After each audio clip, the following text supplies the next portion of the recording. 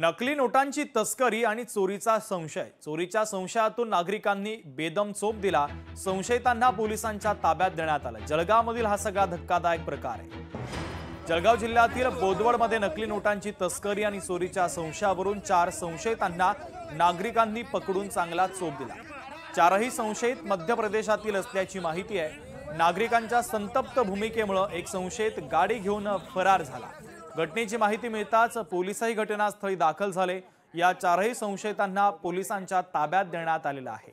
काही नोटांचे बंडल असल्याने नकली नोटांची तस्करी की चोरीचा प्रकार या संदर्भात पोलिसांकडून शोध सुरू आहे।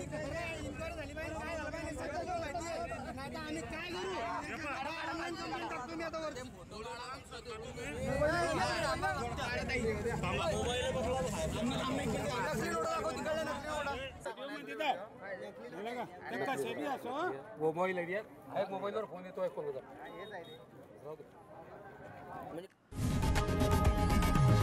लोकशाही मराठी ऐका, पहा, जागरूक रहा।